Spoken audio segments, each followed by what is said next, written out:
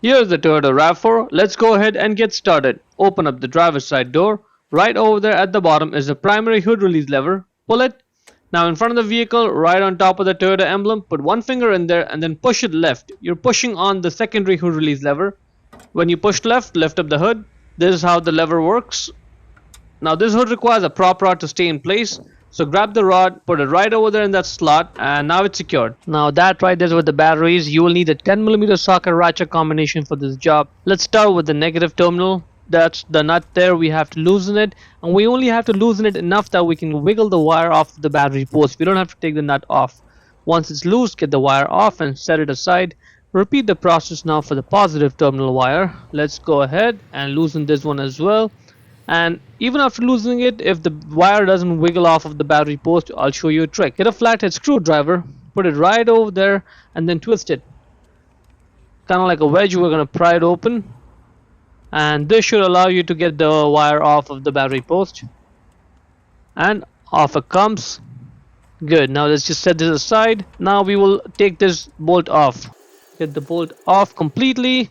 This will loosen this retaining bracket. Put the bolt back in there and the hand tighten it so we don't lose it. Now I'll show you where that rod with the hook end, where it goes in. That hole right there, that's where it goes in. Don't worry, I'm going to show you in detail later on in the video how to put it back in. If you're able to get the bracket out completely, that's great. But in my case, this is aftermarket wires running over there. That's not allowing me to get this wire bracket off completely. So I'm just going to leave it over there. It's going to be a little bit awkward, but I will still be able to get the battery out. Just tilt the battery and then lift it up and get it out. And be careful though that this battery is heavy, so don't drop it and hurt yourself or damage the car. Now let's focus on this plastic plate. It's got two dimples on the bottom. It goes in that hole and that slot there. To set it back in place, just get it in position approximately and then try sort of moving it front, back, left and right. It'll eventually drop in that hole there and align itself. Now the rod goes in right over there. There's a hole there. That's where the rod goes in. And it sort of gets stuck in there. That's good, that's what you want. Now the battery size is group 35. Check the link in the description to buy the new battery from Amazon. The negative terminal will be marked with a minus sign, the positive with a plus sign. Get the jacket off the old battery and then just put it back onto the new one. I'm just going to put the same battery back in because I'm only doing this for demonstration purposes right now. Get the battery back in place.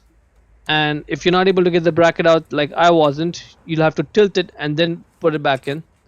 That's good. Once it's in place, now let's get the bracket on top of the battery. If it came out, don't worry, we know now how to put it back in.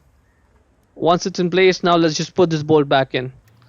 Let's get this bolt out from that hole first, and then let's tighten this down. Tighten it as much as you can. At this point the battery should be secure, it should not be moving, and that is looking good. Now let's put the positive wire back on, and it's important that you push it down as much as you can. Don't just be lazy about it and don't just leave it over there and tighten it, because that will cause contact issues and you don't want any of that later on. So just push it down as much as you can and then tighten this down. If it's spinning, put one finger over there and then tighten it down using the 10mm socket ratchet combination. That is good. Now repeat it for the negative terminal, and the moment the wire touches the battery post there, you may notice some sparks, and that's totally normal. Again, same thing, push it down as much as you can and then tighten it down, and make sure that the battery wire is not moving. It's on there tight. That's good.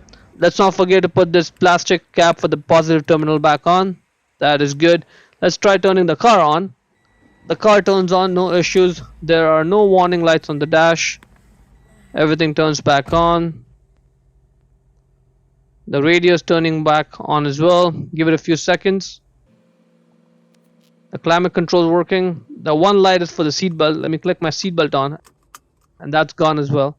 The radio is back and everything is looking good.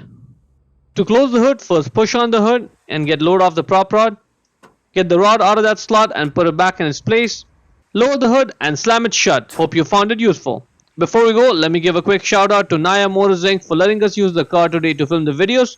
They are a used car dealer here in Ottawa, Canada. Check out the link in the description for their entire inventory.